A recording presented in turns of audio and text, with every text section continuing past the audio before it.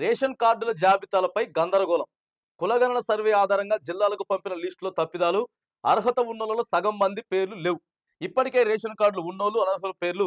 Ration కార్డుల కోసం ప్రజాపాలనలో 12.60 లక్షల మంది దరఖాస్తు చేసుకుంటే ఇక చూడుండ్రాయ రేషన్ కార్డులపై గందరగోళం. ఇది ఎవరో రాసింది కాదు. వెలుగు దినపత్రిక, ఇగో ఈడ వెలుగు వెలుగు దినపత్రికే ప్రభుత్వానికి ఫేవర్ గా రాసుకొచ్చేటటువంటి దినపత్రిక వల్ల కూడా కాలేదు. దీన్ని నెగిటివ్ని పాజిటివ్ చేయడం కాలే. ఎందుకనంటే ఇష్టానుసారంగా రేషన్ కార్డులు జారీ చేసిరట. కేవలం కాంగ్రెస్ పార్టీ లీడర్ల తరపునున్న వాళ్ళకి, కాంగ్రెస్ పార్టీ ప్రజాప్రతినిధులు, ఎమ్మెల్యే తరపునున్న వాళ్ళ పేర్లే వచ్చినాయట రేషన్ కార్డులు. రేషన్ కార్డులో కూడా గందరగోళం, తప్పిదాలు చేస్తారని. రేషన్ కార్డు అనేది ప్రతి ఒక్కరికి ఉండాలి. అర్హత ఉన్నోడికి ప్రతి ఒక్కరికి రేషన్ కార్డు ఇస్తామని చెప్పిర్రు వీళ్ళు. కానీ లిస్ట్ చూసుకుంటే ఈరోజు కేవలం ఒక్కో విలేజ్కి 30 మందికి, ఒక్కొక్క గ్రామానికి 30 మందికే. ఆ 30 మంది కూడా కాంగ్రెస్ పార్టీ కార్యకర్తలకి, కాంగ్రెస్ పార్టీ వాళ్ళకు వచ్చినాయట. నిన్న మొత్తం పంచాయతీ సర్వే జరగనీయమని చెప్తా ఉన్నారు.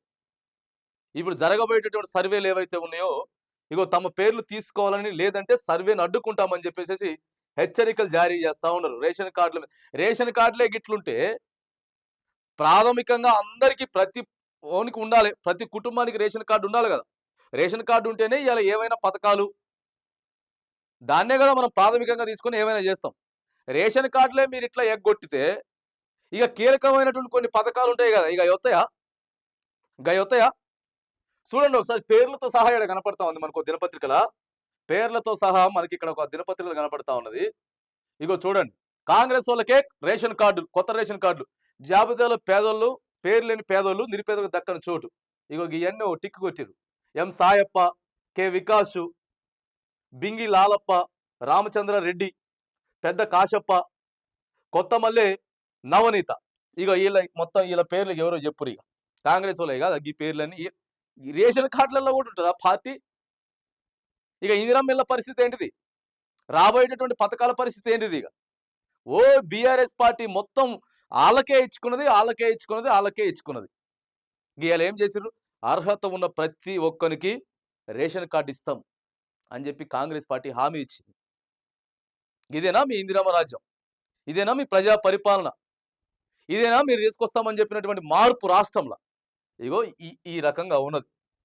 కాంగ్రెస్ పార్టీలో కూడా మళ్ళీ ఎవరెవరైతే ఎక్కువగా భూమి కలిగిన వాళ్ళు ఉంటారో వాళ్ళకి రేషన్ కార్డులు, ఓ 10-15 ఎకరాలు ఉంటే రేషన్ కార్డులు, ఎకరం ఉన్నోనికి రేషన్ కార్డు లేదు.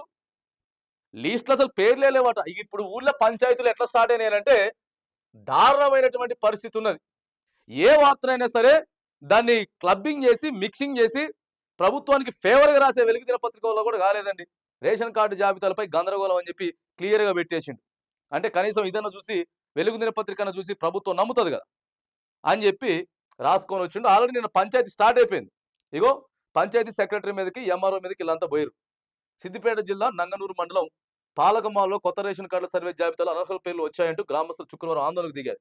జాబితాలో అనర్హుల పేర్లు ఉన్నాయని ఫిర్యాదు చేసిన ఆఫీసులు పట్టించుకోవడం లేదని పంచాయతీ కార్యాలయంలో గ్రామ కార్యదర్శిని నిలదీశారు. రేషన్ కార్డుల జాబితాలో అర్హులందరి పేర్లు వచ్చాకే సర్వే నిర్వహించాలని కోరుతూ నంగనూరు తహసీల్దార్ ఎంపీడీఓకు వినతి పత్రం సమర్పించారట. స్టార్ట్ అయిపోయింది ఇక పంచాయతీ. ఇది అయిపోయిన తర్వాత మళ్ళీ ఇప్పుడు ఇందిరమ్మ ఇండ్లు ఒక్కొక్క లిస్టు బయట పడతా అంటే అప్పుడు తెలుస్తుంది. ఇక ఒక్కో లిస్టు బయట పడతా అంటే పంచాయతీలు స్టార్ట్ అవుతాయి. ఇవన్నీ మీరు చేస్తామని చెప్పింది, ఇదేనా మీరు తీసుకొస్తామని చెప్పింది మార్పు?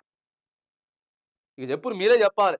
కేటీఆర్ కరెక్టు, అంత చక్కగా చేశానని మేము అంతలేం, కానీ అలాని పక్కకు నూకి మిమ్మల్ని తీసుకొస్తే ఇంతకంటే దారుణమైనటువంటి పరిస్థితి మీరు చేస్తూ ఉన్నారు.